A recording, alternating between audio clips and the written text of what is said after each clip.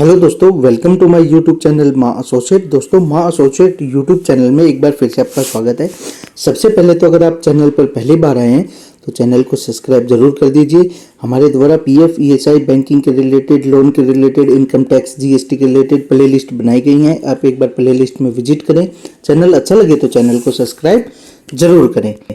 दोस्तों साथियों, आज की वीडियो में हम बात करेंगे कि इनकम टैक्स रिटर्न फाइल करने के लिए क्या क्या डॉक्यूमेंट्स की ज़रूरत होती है।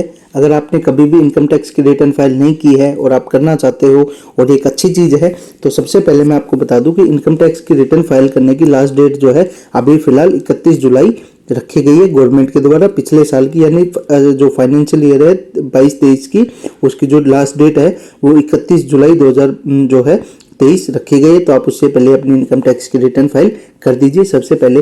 लेकिन अब बात करते हैं कि इसके लिए आपको क्या क्या डॉक्यूमेंट्स की आवश्यकता होती है। तो जो मैंडेटरी डॉक्यूमेंट्स है वो हम इस वीडियो में आपको बताएंगे। आप वीडियो के आखिर तक बने रहिए, आपको समझाएंगे। जो 10 डॉक्यूमेंट्स अगर आपके पास हैं तो आप अपनी इनकम टैक्स की रिटर्न फाइल बड़े आसान तरीके से कर सकते हो। तो सबसे पहले बात करते हैं, सबसे इंपॉर्टेंट पैन कार्ड। बैंक जो है विड्रॉल और टैक्स, अगर आपके पास पैन कार्ड है, मैं आपको हिंदी में बता दूं, आपको इनकम टैक्स की रिटर्न फाइल करने के लिए पैन कार्ड की आवश्यकता होती है। अगर आपके पास पैन कार्ड नहीं है तो आप इनकम टैक्स की रिटर्न फाइल नहीं कर पाओगे।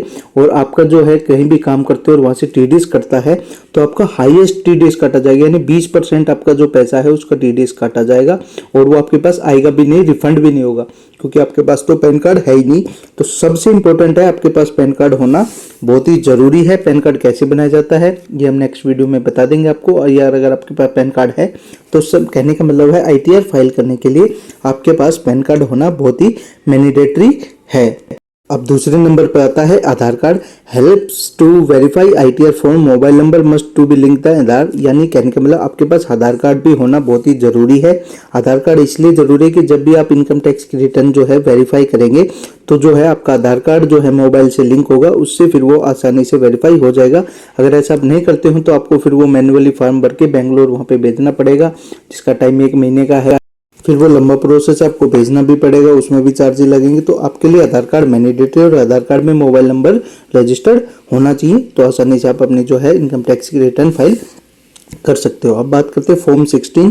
अगर आप किसी भी कंपनी में काम कर रहे हो तो वहाँ पे आपको फॉर्म 16 दिया जाता है। अगर आपका टीडीएस नहीं कटा है वहाँ पे तो आपको जो है पार्ट 1 दिया जाता है। अगर आपकी टीडीएस कटा है तो आपको पार्ट बी दिया जाता है, जिसमें सैलरी का ब्रेकअप होता है, आपकी इन्वेस्टमेंट होती है, आपकी डिक्लेरेशन होती है, तो उससे आपका फॉर्म 16 दिया जाता है। फॉर्म 16 से आईटीआर बड़े आसान तरीके से भरा जाता है। अगर आप आईटीआर भरते हो, अगर आपका टीडीएस कटा है तो पार्ट 1 दिया जाएगा, टीडीएस नहीं कटा है तो पार्ट बी आपको उसका ब्रेकअप दिया जाता है, जिसमें सारी डिटेल ऑटोफिल होती है। तो अगर आप सैलरीड पर्सन हो तो आपको फॉर्म 16 की आवश्यकता जरूर होगी।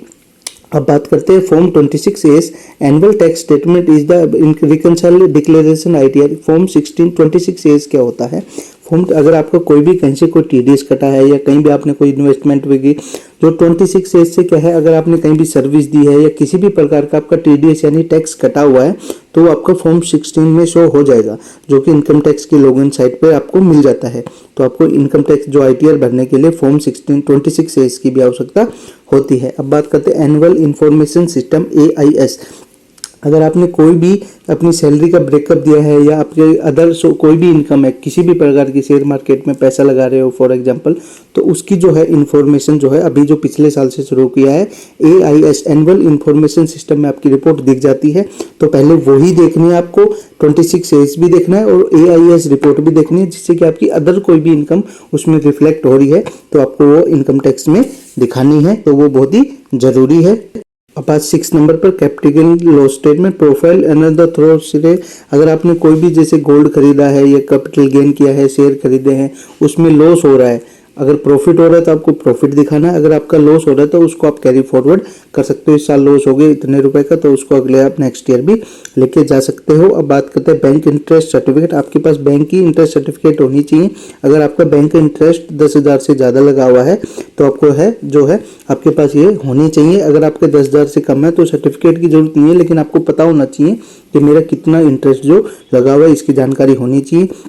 उसके बाद आती है बैंक स्टेटमेंट। आपके पास बैंक स्टेटमेंट अपनी होनी चाहिए, टैली होनी चाहिए कि किससे कितना पहला पैसा दिया है, किससे कितना पैसा लिया है, उसके आपको कितना बैंक इंटरेस्ट लगा है। तो आपको बैंक स्टेटमेंट बहुत ज़रूरी होनी चाहिए और उसमें यह भी क्लैरिफिकेशन होनी चाहिए कि ये पैसा कहाँ से आया, ये पैसा किसको दिया, तो इसकी जानकारी आपके पास होनी चाहिए। तो आपके पास बैंक स्टेटमेंट भी उपलब्ध होनी चाहिए अप्रैल 2022 से 31 मार्च 2023 के तक।